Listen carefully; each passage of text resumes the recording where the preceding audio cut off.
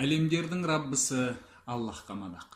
Пайғамбарымыз Мұхаммадқа, оның отбасына және сахабаларына Аллахтың игілігі мен сәлемі болсын.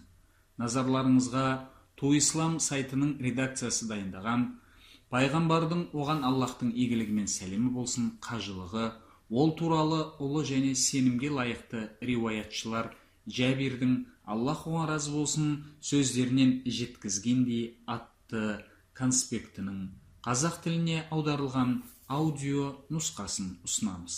Конспект Шейх Мұхаммад Насируддин әл-Әлбанидің, Шейх Мұхаммад ибн Салих әл-Усайминнің, Аллах оларды рахым етсін, және Шейх Машхур Хасан Сулейманның, Аллах оған есендік берсін, еңбектерінің негізінде жазылған. Конспектті дайындаған Ринат Абу Мұхаммад, Қазақстани. Жұмыс барысында араб тілінен орыс тіліне Дамир Хайруддин аударған Хадж пророка және Абряды хаджа и умры кітаптары пайдаланылды. Алматы, 2009 жыл. Қазақ тіліне аударған Абу Ханифа сайтының редакциясы. Хижра бойынша 1433 жыл. Автордың бірінші басылымға жазған алғы сөзі. Аса мейірімді, ерекше рахымды Аллахтың атымен. Өзінің қасиетті кітабында Аллах тағала былай деп айтады. Аяттың мағыналық аудармасы. Оның жолына шамасы келген кісілер Аллах үшін Қағбаны зиярат етуге, қажылық жасауға міндетті. Ал кім қарсы келсе, Аллах әлемдерге мұқтаж емес. Али Имран сүресі 97 аят. Аллахқа мадақ. Сенімді хадисте жеткізілгендей, рәсімдеріңді орындаудың менен үйреніңдер. Өйткені ақиқатында мен білмеймін, мүмкін бұл менің соңғы қажылығым шығар деп айтқан пайғамбарымыз Мұхаммадқа, оның пәкизат жанұясына, ардақты сахабаларына, әрі оларға ықыласты жүректерімен ілескендердің барлығына Аллахтың игілігі мен сәлемі болсын. Қажылық сөзінің тілдік мағынасы мақсат, қасд. Әл-умра сөзінің тілдік мағынасына келер болсақ, ол зиярат жасау деген мағынаға нұсқайды. Қажылық пен умра адам үшін өмірде бір-ақ рет жасалуға міндетті екеніне ғалымдар бірауызды келіскен. Умраның міндетті екеніне Жәбірейіл туралы хадистің Ибн Хузайма келтірген риуаяты нұсқайды. Онда пайғамбар оған Аллахтың игілігі мен сәлемі болсын Жәбірейілдің ислам туралы сұрағанына жауап бергенінде қажылық пен умра жасау деп те айтады. Ибн Хузайма 21. Ереже. Пайғамбар оған Аллахтың игілігі мен сәлемі болсын қажылықта істеген амалдарының барлығы өз негізінде міндетті, уәжіп болып табылады. Өйткені біріншіден Аллах тағала оған қажылық жасауды бұйырды. Әрі сондықтан да осы уәжіптің орындалу үлгісі де өз негізінде уәжіп болып табылады. Екіншіден, Аллахтың елшісі оған Аллахтың игілігі мен сәлемі болсын рәсімдеріңді орындауды менен үйреніңдер деп айтты.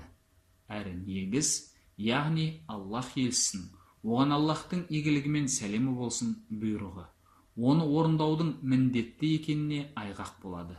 Тек егер осы бұйрықты теріске шығаратын қандай да басқа дәлел болмаса.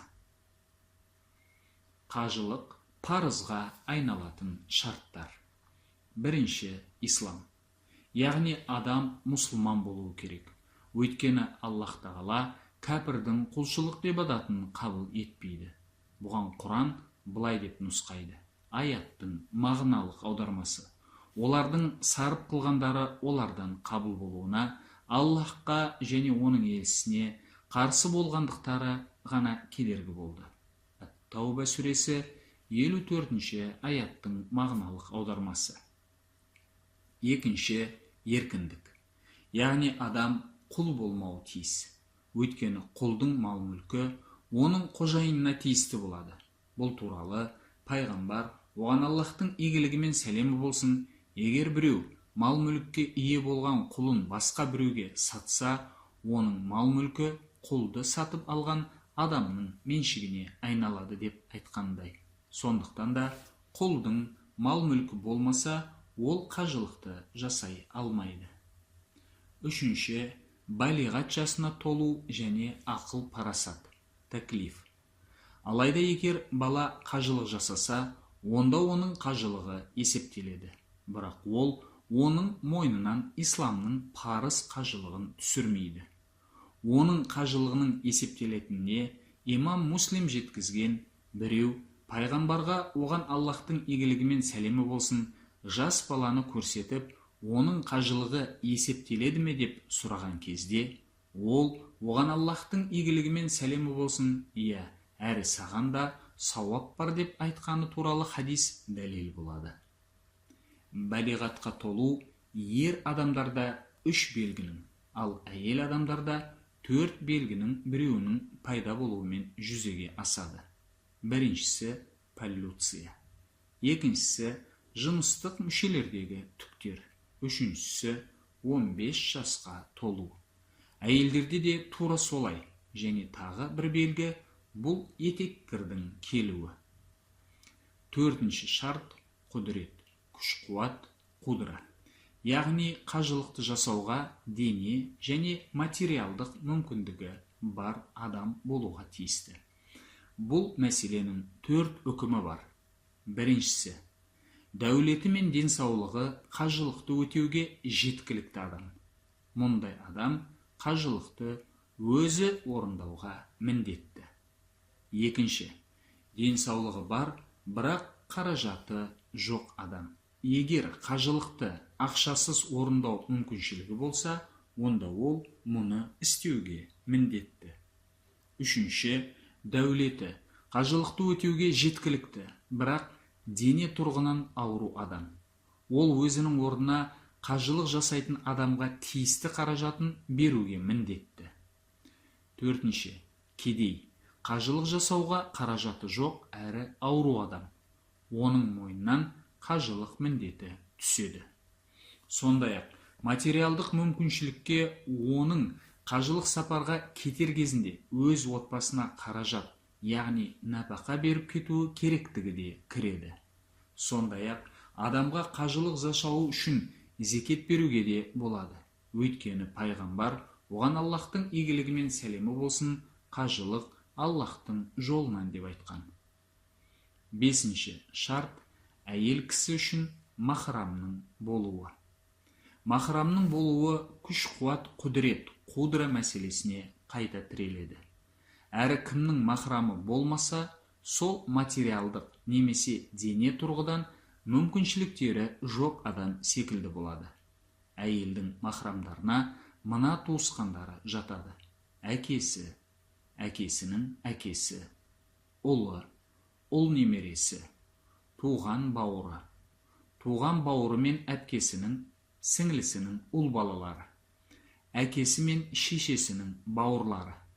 Сондай-ақ махрамға омырау мен емізудің себебінен махрамға айналғандар да жатады. Яғни сүт әкесі, сүт атасы, сүт ұлы, сүт немересі, ұл бала, сүт бауыры, сүт ағасы немесе інісі, сүт бауыры мен әпкесінің, сіңлісінің ұлдары. Сондай-ақ махрамға күйеуінің әкесі мен атасы, күйеуінің ұлы мен ұл немересі, анасының күйеуі егер онымен ерлі-зайыпты өмір сүруді бастаған болса, қызының күйеуі мен ұлы кіреді. Қажылықты кешіктірмей орындаудың міндетті екендігі туралы. Бұның дәлелдері келесідей: Аллахтың мына сөздері, аяттың мағыналық аудармасы. Оның жолына шамасы келген кісілер Аллах үшін Қағбаны зиярат етуге, қажылық жасауға міндетті. Ал кім қарсы келсе, Аллах әлемдерге мұқтаж емес. Әл-Имран сүресі 97 аяттың мағыналық аудармасы. Екінші, пайғамбардың оған Аллахтың игілігімен сәлемі болсын: әй адамдар, Аллах тағала сендерді қажылықпен міндеттеді. ендеше оны орындаңдар деген сөздері. Муслим. Бұйрықтағы негіз оны бірден, яғни кешіктірмей орындау керектігі болып табылады. Сондықтан да пайғамбар, оған Аллахтың игілігімен сәлемі болсын, сахабалар оның ихрамнан шығу туралы бұйрығын бірден орындамағаны үшін оларға ренжіген еді.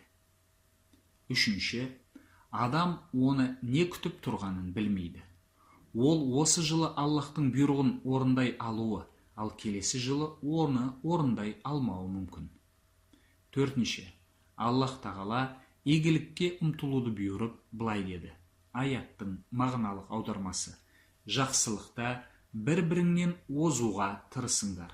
Әл-Бақара сүресі 148 аяттың мағыналық аудармасы. Ал кешіктіру Аллахтың бұйрығына қайшы келеді. Қажылық рәсімдерінің ұлы артықшылықтары туралы Аллах тағала былай деп айтты. Аяттың мағыналық аудармасы: қажылық белгілі айларда орындалады. Кім ол айларда ихрам байланып міндеттенсе, қажылық кезінде әйелге жақындасу, күнә істеу және жанжал, тартыс жоқ. Әй ақыл иелері, нендей қайыр істесеңдер де Аллах бұл туралы біледі. Және азық алыңдар. Негізінде азықтың жақсысы тақуалық. Әй ақыл иелері, менен ғана қорқыңдар. Әл-Бақара сүресі 197 аяттың мағыналық аудармасы. Абу Хурайрадан пайғамбардың оған Аллахтың игілігімен сәлемі болсын былай деп айтқаны жеткізіледі. Жаман сөз сөйлемей, күнәлі әрі орынсыз еш нәрсе жасамай, Аллахқа қажылық жасаған адам, анасы оны туған күнде қандай күнәсіз болса, солай оралады. Әл-Бухари 1521, Муслим 1350. Сондай-ақ Аллахтың елшісі, оған Аллахтың игілігімен сәлемі болсын, Амр ибн Әл-Ас жеткізген хадисте былай дейді. Ислам оған дейінгі болғанды, күнәларды өшіреді. Қажылық оған дейінгі болғанды, яғни күнәларды өшіреді. Хиджра оған дейін болғанды, яғни күнәларды өшіреді. Муслим. Аллахтың елшісі, оған Аллахтың игілігімен сәлемі болсын, сондай-ақ былай деп айтатын. Умрадан кейін умраны орындау, олардың араларындағы күнәлардың өтеуі болады. Мінсіз қажылыққа келер болсақ, ол үшін жәннаттан өзге сый жоқ. Әл-Бухари 1773, Муслим 1349. Аллахтың елшісі, оған Аллахтың игілігімен сәлемі болсын, сондай-ақ кәрі адамның, баланың, әлсіздің және әйел кісінің джихады қажылық пен умра болып табылады деп айтатын. Ан-Насаи 2626, Хафиз әл-Мунзири мен Шейх әл-Әлбани хадисті хасан деген. Сондай-ақ Хусейн ибн Әлиден, Аллах олардың екеуіне де разы болсын, бірде бір кісі Аллахтың елшісі, оған Аллахтың игілігімен сәлемі болсын келіп, мен қорқақпын әрі әлсізбін деп айтқаны, ал бұған пайғамбар, оған Аллахтың игілігімен сәлемі болсын, онда шайқасу жоқ жихадты, қажылықты орындауға асық деп жауап бергені жеткізіледі. Әт-Табарани әл-Аусатта 4287 хадис сахих, қараңыз Ируа әл-Алил 452. Әрбір мұсылман исламның 5 парызының бірі болған осы ұлы рәсімді орындауға міндетті. Бұл әсіресе қажылықты орындау мүмкіншілігіне ие, алайда оны ешбір себепсіз кейінге қалдырып жүрген адамға қатысты. Өйткені пайғамбар, оған Аллахтың игілігімен сәлемі болсын былай деп айтқан: парыз қажылықты орындауға асығыңдар. Өйткені расында сендерден ешкім өзіне ниет кедергі болып қалуы мүмкін екендігін білмейді. Ахмад 1314, хадистің сенімділігін Хафиз Абдул-Хақ әл-Ишбили, әл-Әлбани және Шуайб әл-Арнаут растаған.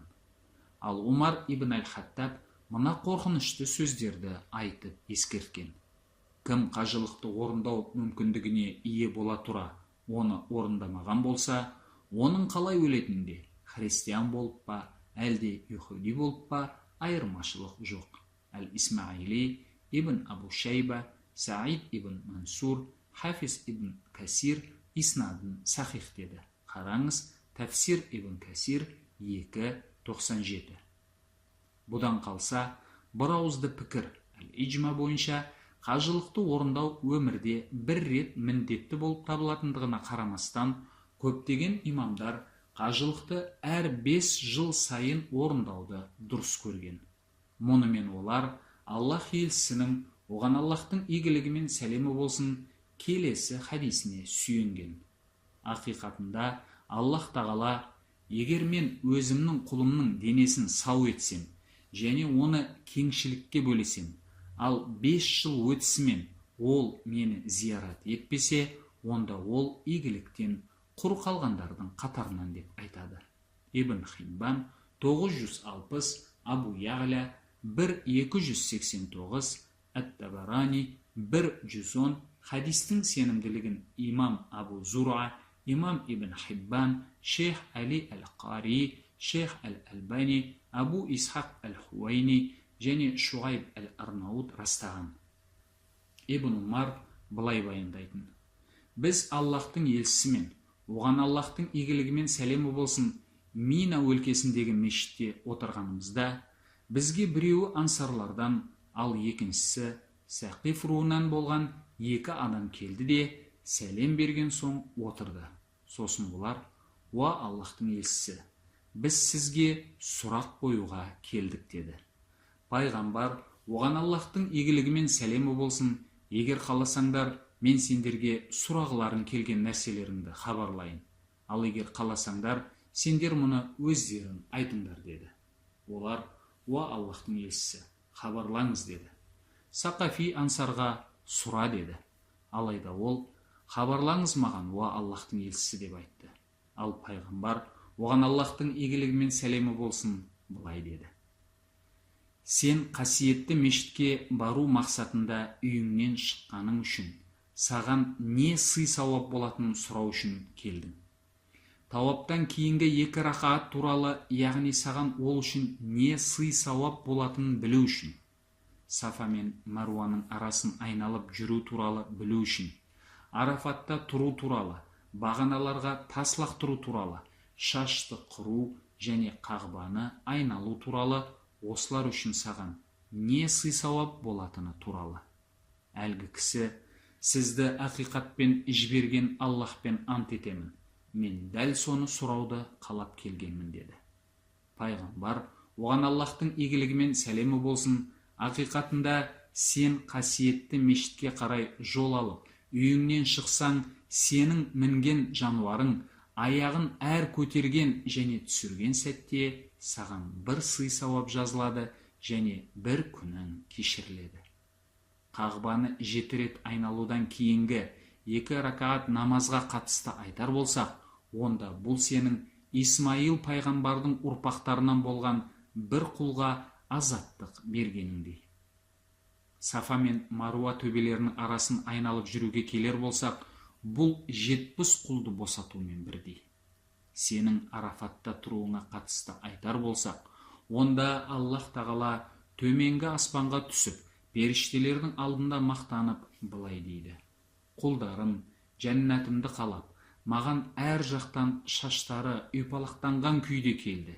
Егер олардың күнәлары майда тастардың, жаңбыр тамшыларының және теңіз көбігінің санындай көп болса да, мен оларды кешірер едім. Әй менің құлдарым, сендерге кешірім сый етілді. Тас лақтыруға келер болсақ, әрбір тасталған тас үшін сенің кіші күнәң кешіріледі. Құрбандығыңа келер болсақ, бұл үшін саған Раббыңның алдында ұлы сый әзірленген. Басты құруға қатысты айтар болсақ, әрбір талшық шаш үшін саған игі іс жазылады, әрі күнәң кешіріледі. Ал сенің осының барлығынан соң Қағбаны айналуың туралы айтар болсақ, онда сен күнәсіз болған күйде тауап жасайсың.